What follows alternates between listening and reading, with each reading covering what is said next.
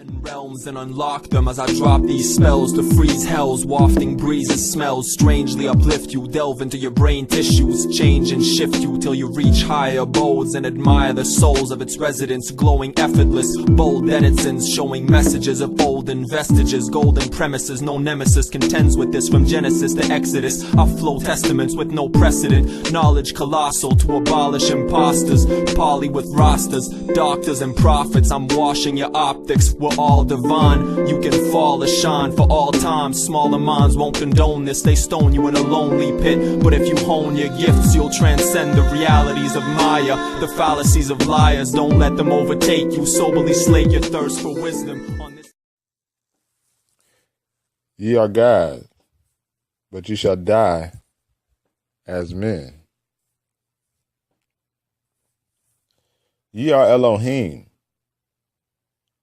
mistaking and taking yourself to be a human. This is what all the religious rites are about. In your actual experience, you are God. But in your actual belief, ye are men.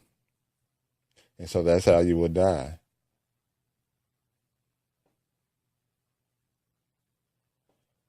But in order to realize this and see this as a reality, one must be open and willing to explore their direct experience.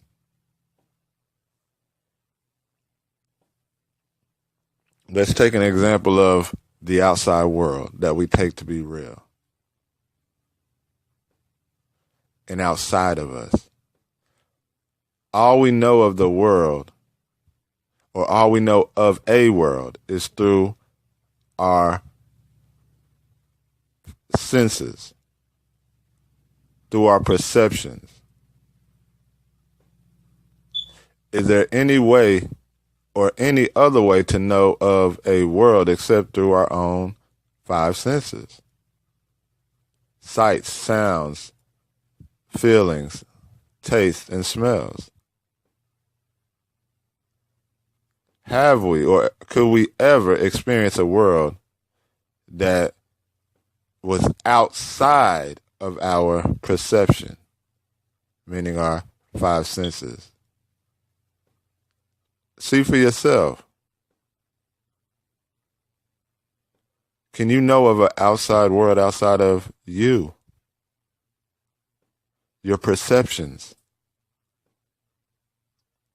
See, what we call the outside world is only a perception of a world or the world. We do not know of an outside world outside of our mind. So the world exists in the mind. Similarly, the world exists in the awareness or the being of God, as the Holy Scriptures would write, not outside of it, as many people assume.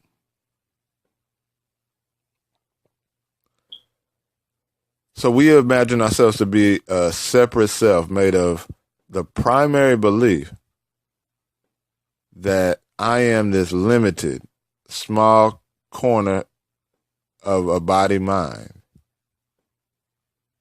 right? And my awareness only pervades this body. But in reality, what we all experience, in all experiences, is the knowing element in all that is known.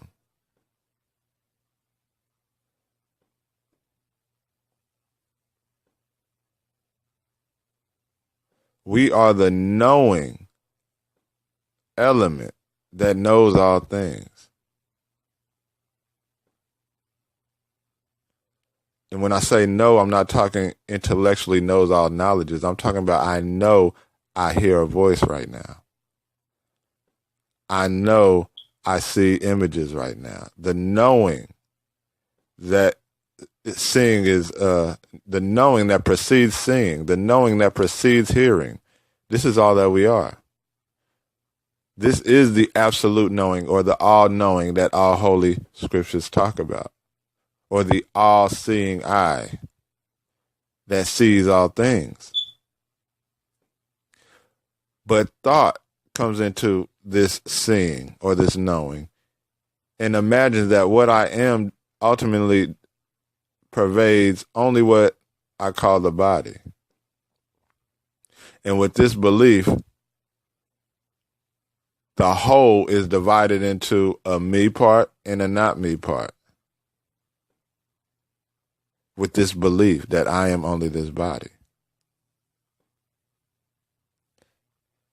It would be similar to turning on a movie. In the screen of the movie, imagining that it is only the person in the middle of the screen and it is not all the objects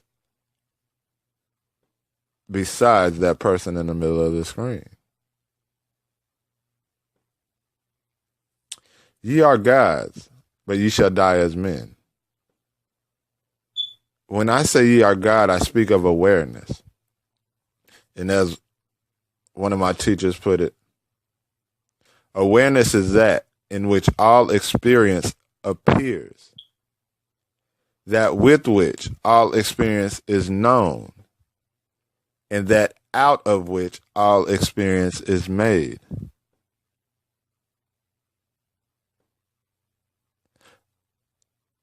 Awareness is that.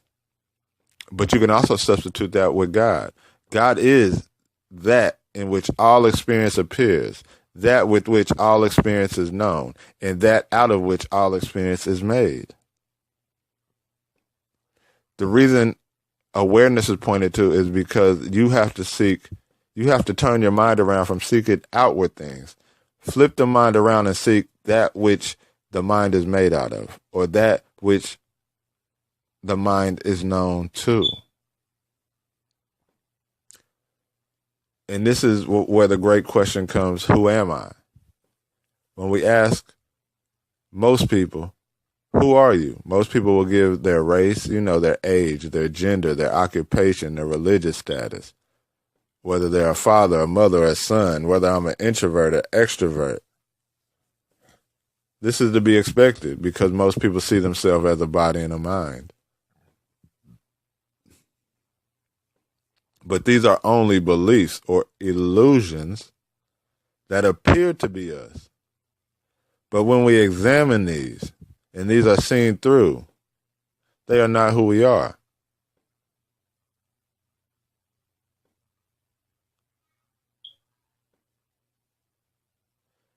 See, when we see a tree or an animal or a material possession like a car or other relatives of ours, we would say they are not us because they do not always remain with us. That which we are is always with us. Can you name something that you call yourself that is always with you? For instance, you could say, I'm a doctor, but have you always been a doctor? That's not what you are. What are you before you're a doctor? This is what we're trying to point to, or I'm trying to point to get you to see the reality of life. We label ourselves things that appear in us, but that we are not always. So what are we? What we are not are the things we are aware of. Just as I named, aware of a tree, animals, pets, relatives. We are aware of them, so we are obviously not them. But I am obviously that which is aware of my experience. I am aware of my thoughts. I am aware of my feelings. I am aware of the sound of the birds. I am aware of the taste of water. I am aware of the sights of clouds. I am aware pervades all that is experienced. I am aware. Thus the term awareness.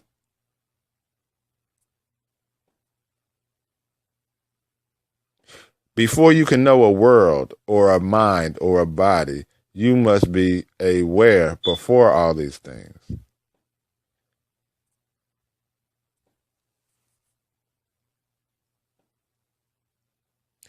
This awareness is ever present in all experience. It is the only thing that is present in all experience. It is never not with you. This is why Holy Scriptures say God is closer to you than you know.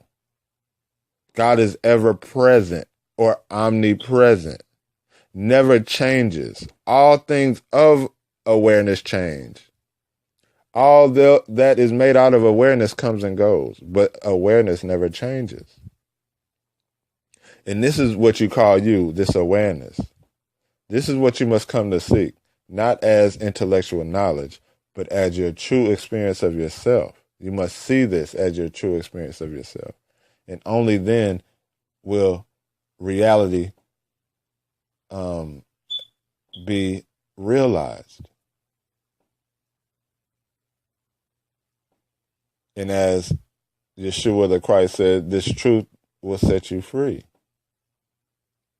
See, one thing Jesus said is that before Abraham was, I am. Because this awareness existed before any appearances.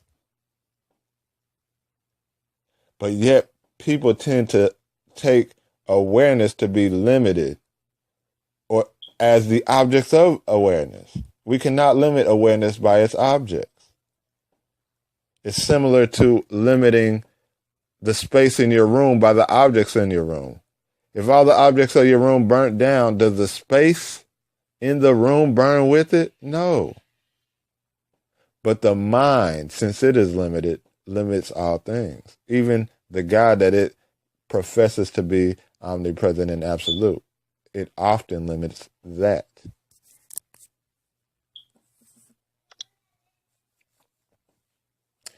So this awareness pervades all experience. Whether you're aware of a sound, a feeling of the body, all these things come and go in awareness or in God. It is ever present. And this recognition that I am the knowing, which all experience is known, is very clear when experienced. It is that which all objective experience is known, but itself cannot be known.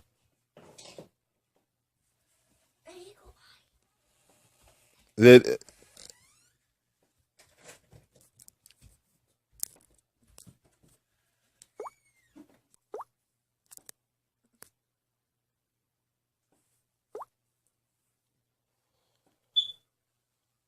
it is that which all objective experience is known, but itself cannot be known as an object. It is easy to see. If I said, are you aware of my voice right now? You unequivocally would say, yes. If I asked, are you aware of the screen that you are looking at right now? You would say, yes. But if I asked you, are you aware that you are aware? Where do you go to find that? Does it make a noise? Can it be seen? Can you touch it? Can you taste it? Can you hear it? Can you smell it? Can you experience it with your five senses? No. Can you think of it? You can't even think of it because it is that awareness or being aware of being aware is that is aware of thoughts. It is aware of thoughts. Thoughts cannot be aware of it. That thing right there, when you go to, am I aware of being aware, is the ground of all life. It is what all life plays upon. Even the image that you have, that you take yourself to be, the man or the woman, the occupation, the religious status. All your thoughts appear to this background of life, which is awareness. All is known to that.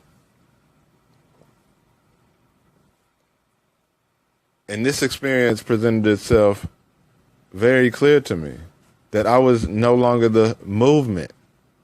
See, there are no actual true nouns in reality. All is a movement of one source. What you call a noun, such as a body, is still a verb. It is a movement. It grows, it dies. It's a movement. The mind is a movement. These are things you call yourself. These are verbs or actions of one source, one stillness that manifests all things. And that stillness, since it manifests all things and pervades all things, it is realized in man. So once this is discovered, what begins to take place is, what is the nature of this awareness? Because most people think awareness is just something simple as they take it as another object, so they overlook it. And they say, well, this awareness seems to be in my body or behind my eyes. And to the mind, it seems perfectly logical. It seems to be limited to the contents of my body. My body dies, then this awareness dies. But when one truly seeks and looks at awareness, they can find no objective qualities to it, meaning boundaries, limits, as you find in the objects of the world, even the body. See, when you say I, you're not speaking about your body. You're speaking about this unchanging, pure awareness that sees a body. The body is not the one that sees the world. It's not even the eyes that see the world. It is the knowing or awareness that is aware of the world.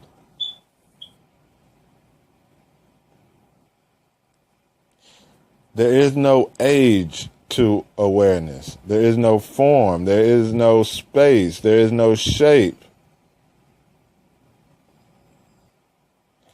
All things with form are born and die. That which is not born cannot die.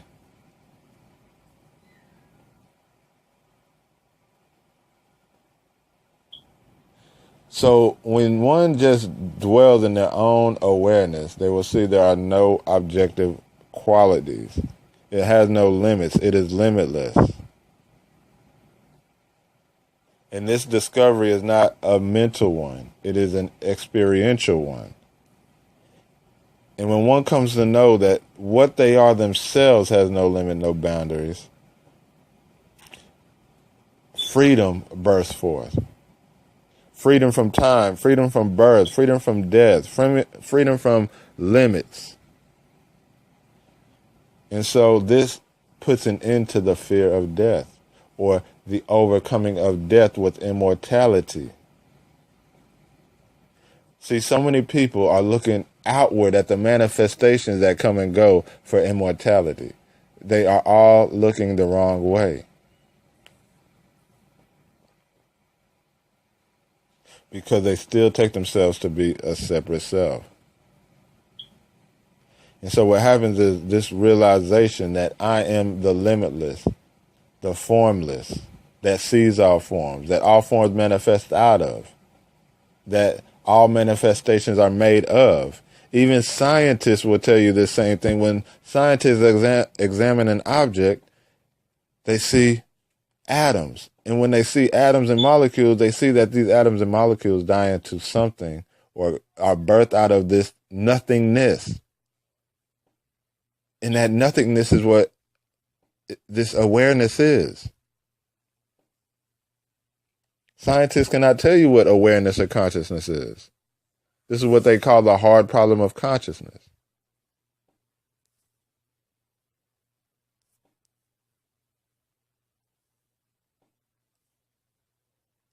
And so this awareness, you see, not only this body that you are, but the sounds, the sights, the taste, all these movements of life are just a movement of this awareness. Just as the movement of a movie on the TV screen are all movements of the screen.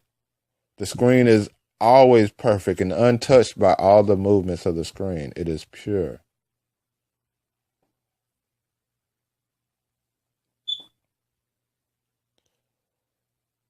So everything we call an object is just a process because it has no inherent permanence.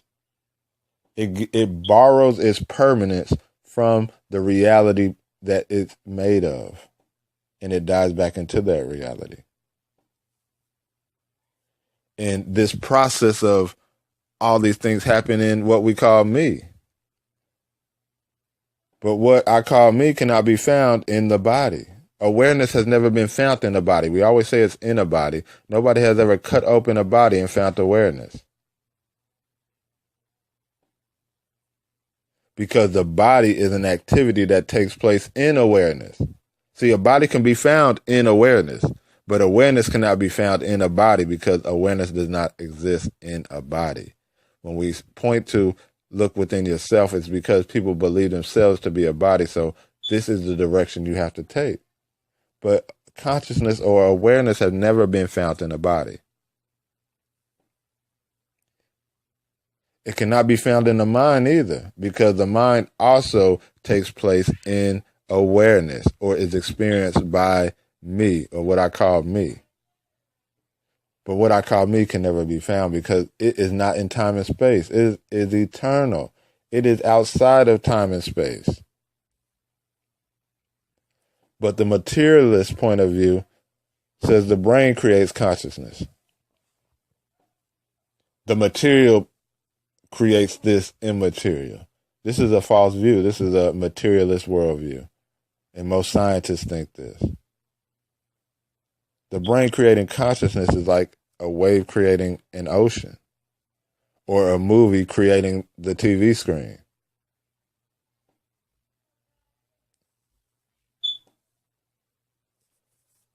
See, whatever it is that knows experience cannot be an experience itself.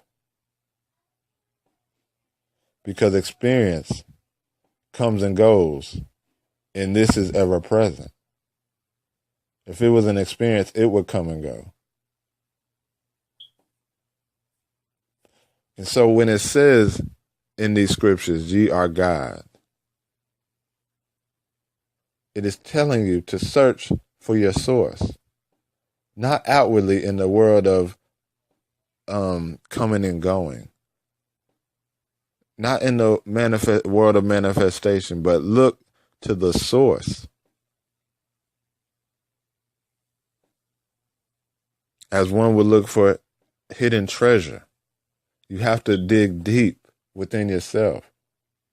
It is not nothing the mind can know because it is beyond the mind. It transcends the mind. It is what purifies the mind.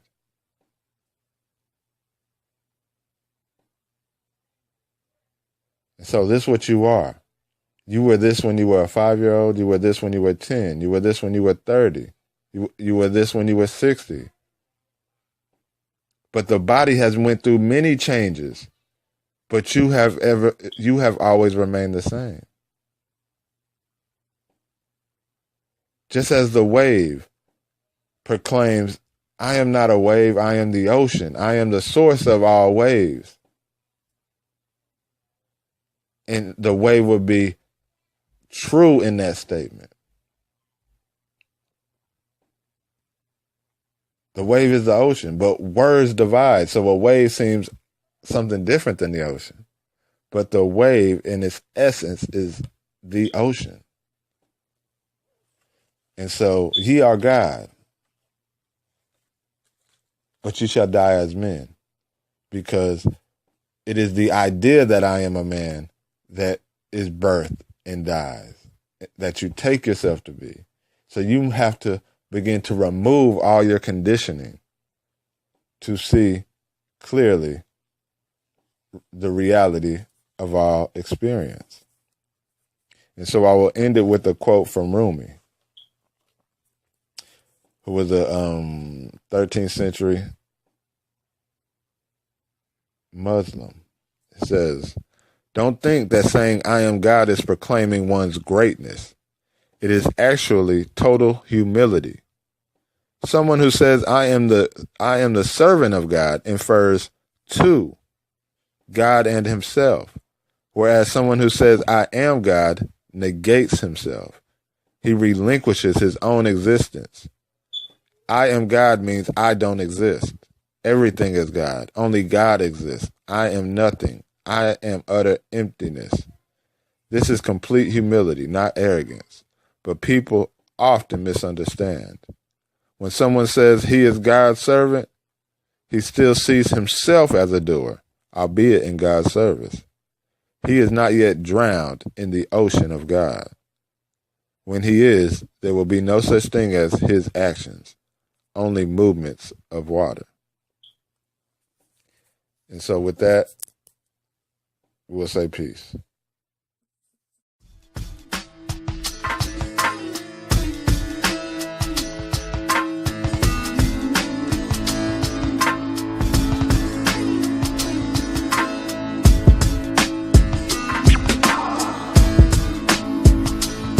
Wander the streets of Pondicherry, give alms to buried orphans in Vietnam, and receive them the next morning. I live by the beggar's doctrine, offer all that I can, forgetting logic.